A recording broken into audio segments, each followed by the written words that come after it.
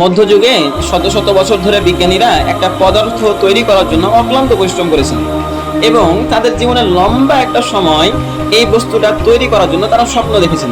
এখন প্রশ্ন হচ্ছে কি সেই বস্তু? সেই বস্তুটার নাম হচ্ছে ফিলোসফার্স স্টোন। এটা এমন একটা বস্তু, এই বস্তুটা যদি কোনো সামান্য কোনো লোহাতে স্পর্শ করা হয় তাহলে ওই লোহার বস্তুটা সাথে সাথে স্বর্ণে রূপান্তরিত হয়ে যাবে। এবং যেসব বিজ্ঞানীরা এটা তৈরি করার জন্য গবেষণা করতেন তাদেরকে বলা হতো অ্যালকেমিস্ট।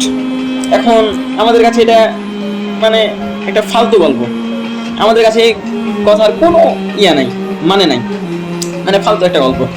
কিন্তু সেই সময়তে সেই বিজ্ঞানীগুলা এটা বিশ্বাস করতো যে এমন কোনো একটা বস্তু আছে যে বস্তুটা কোনো লোহাতে যদি স্পর্শ করা যায় তাহলে সেটা সাথে সাথে স্বর্ণতে রূপান্তরিত হয়ে যাবে। এবং অ্যালকেমিস্টরা এটা বিশ্বাস করতেন এবং এটার পিছনে ঘন্টার পর ঘন্টা হাজার হাজার বছর তেনারা এটা ব্যয় করেছেন। আপনি চিন্তা করতে পারবেন না, আইজ্যাক নিউটনের মতো বিজ্ঞানী, রবার্ট বয়েলের মতো বিজ্ঞানী, এনাদের মতো বিজ্ঞানীরা এটার পিছনে ঘন্টার পর ঘন্টা সময় ব্যয় করেছেন, কিন্তু এই বস্তু তারা আবিষ্কার করতে পারেন নাই। তবে সত্যি কথা বলতে কি এমন বস্তু সত্যি আছে? আসলে আমি যদি বলি এমন বস্তু সত্যি আছে আমাদের নাগালে। আমরা চাইলেই সেই বস্তুটাকে আমরা নিজের করে নিতে পারি। কিভাবে নিজের করে নিতে পারি?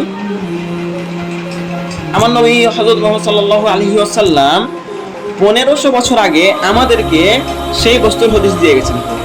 এখন কথা হচ্ছে কি সেই বস্তু? এতদিন কেন আমরা খুঁজে পেলাম না? সেই বস্তুটা হচ্ছে নিয়ত।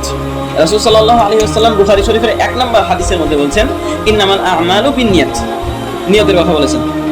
এখন চিন্তা হচ্ছে আরে ভাই ওই ফিলোসফার্স স্টোন আর নিয়ত কি এক হলো? ফিলোসফার্স স্টোন হচ্ছে যে কোনো বস্তুতে স্পর্শ করলে সেটা স্বর্ণে রূপান্তরিত হয়ে যাবে, আর নিয়ত তো নিয়ত, এটার সাথে ফিলোসফার্স স্টোনের কি সম্পর্ক আছে? হ্যাঁ, এটা সত্য ভাই যে ফিলোসফার্স স্টোনের মতো নিয়ত কোনো বস্তুকে সাথে সাথে স্বর্ণে পরিণত করতে পারবে না, নিয়তের ক্ষমতা নাই। ক্ষণস্থায়ী কোনো পদার্থকে একটা পদার্থতে রূপান্তরিত করার কোনো ক্ষমতা নাই নিয়তের। তবে নিয়ত আমাদেরকে এমন একটা কাজ করতে পারে যা ফিলোসফার্স স্টোন করতে পারে না। কি কাজ? নিয়ত পারে আমাদের প্রতিদিনের সাধারণ কাজগুলোকে অসাধারণ করে তুলতে, আমাদের সাধারণ কাজগুলোকে অসাধারণ করে তুলতে এবং আমাদেরকে জান্নাতের পথে অগ্রসর করতে সাহায্য করতে পারে। কিভাবে? আমরা দৈনন্দিন কি করি ভাই? আমরা খাওয়া, ঘুমানো, ঘোরাঘুরি, পড়াশোনা, মানুষের সাথে মেশা, বিশ্রাম নেওয়া, আমাদের প্রতিদিন এই কাজগুলো আমরা করি। এর মাঝে কিছু কাজ করি আমরা অর্থের বিনিময়ে, আবার কিছু কাজ করি আমরা নিজের বিশ্রামের জন্য, আবার কিছু কাজ করি আমরা নিজেদের বিনোদনের জন্য। এখন আমাদের করা প্রত্যেকটি কাজ একসময় হারিয়ে যাবে, কিন্তু যতই মূল্যবান হোক সেই কাজটা কিন্তু আমাদের হারিয়ে যাবে। তবে যদি প্রত্যেকটা কাজের সাথে আমরা ভালো কিছু নিয়ত যুক্ত করতে পারি তবে তা পরিণত হবে চিরস্থায়ী সম্পদে। কিভাবে হবে? মুআয ইবনে জাবাল রাদিয়াল্লাহু তাআলা আনহু বলেন যে আমি যখন ঘুমাই তখন রাতে যখন ইবাদত করার জন্য ঘুম থেকে উঠি, আমি যখন ঘুমানোর আগে আমি আল্লাহ তাআলার কাছে নিয়ত করি যে আমি যে এখন ঘুমালাম, আমি তাড়াতাড়ি ঘুমালাম, আমি মধ্যরাতে ইবাদত করার জন্য উঠবো, এই জন্য এই নিয়ত করে তিনি শুতেন। তিনি বলেন যে আমি আল্লাহ তাআলার কাছে আমার ঘুমানোর জন্য পুরস্কার আশা করি। কিভাবে, কেন আশা করি? যে আমি ঘুমালাম এই নিয়তে যে আল্লাহ তাআলা আমাকে একটা সুন্দর একটা ঘুম দিবেন এবং ওই ঘুম থেকে আমি একটা শক্তি পাবো এবং সেই শক্তি পাওয়ার পরে আবার আমি ঘুম থেকে উঠবো, ঘুম থেকে উঠে আমি আবার আল্লাহ তাআলা ইবাদত করবো। আমি ইবাদত করার জন্য ঘুম পাচ্ছি, তো আল্লাহ তাআলা আমাকে সব দিবেন, অবশ্যই সব দিবেন নাকি? তো আমরা দৈনন্দিন কি কাজ করি ভাই? ধরেন আপনার দরজাতে কেউ কড়া নাড়ছে, তো আপনি এখন কি করবেন? দরজা খুলতে যাবেন, অবশ্যই দরজা খুলতে যাবেন, কিন্তু আপনি কি দরজা খুলতে গেলে কোনো সওয়াব পাবেন? অবশ্যই না, কোনো সওয়াব পাবেন না। কিন্তু আপনি যদি মনে মনে চিন্তা করেন যে আমি দরজা খুলতে যাব, হয়তো বা আমার কোনো মুসলিম ভাই এসেছে সাহায্য চাওয়ার জন্য, আমি তাকে উপকার করতে পারবো, বা আমি দরজা খুলে তার সাথে সাক্ষাৎ করবো, তাকে সালাম দিব, একটা সুন্নাত আদায় হলো। এই যে আপনি সাধারণ কাজ করছেন, আপনি দৈনন্দিন কিন্তু জীবনের একটা কাজ করছেন। আপনাকে কেউ দরজায় ডাকলো, আপনি দরজা খুলতে গেলেন, আপনি খুলতে গেলে কিন্তু কোনো সওয়াব পাবেন না। কিন্তু আপনি যে নিয়ত করলেন আমার মুসলিম ভাই হয়তো বা কোনো বিপদগ্রস্ত হয়ে আমার কাছে এসেছে, আমি তাকে সাহায্য করব, এই উদ্দেশ্যে আপনি দরজা খুলতে যাচ্ছেন। এই যে আপনার সাধারণ কাজটাই অসাধারণ হয়ে গেল। এটাই হচ্ছে মেন কথা।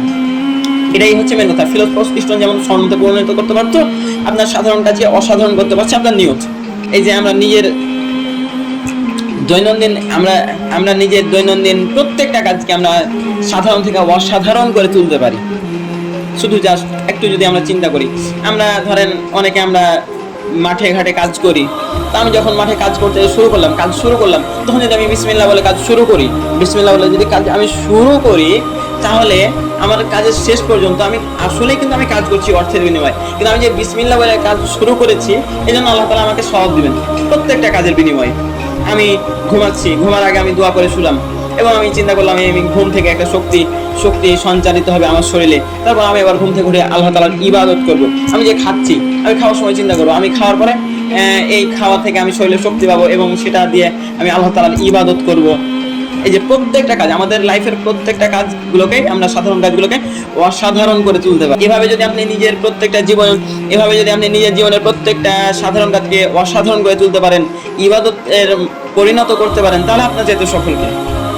আর তার চেয়ে দুর্ভাগ্য কি হতে পারে যে নিজের ইবাদতকে দিনের পর দিন সাধারণ করে ফেলে। এজন্য ইমাম বুখারী তার হাদিসের মধ্যে বলেছেন যে ইন্নামাল আমালু বিন্নিয়াত, নিশ্চয় প্রত্যেকটি কাজ তার নিয়তের উপর নির্ভরশীল। এখন আপনি চিন্তা করেন, আপনার প্রত্যেকটা কাজের শুরুতে আপনি কি নিয়ত করবেন, নাকি আপনি এমনি সাধারণভাবে কাজ করবেন? আপনি কি আপনার কাজগুলোকে সাধারণভাবে অসাধারণ করবেন, নাকি আপনি সাধারণভাবে জীবনযাপন করবেন?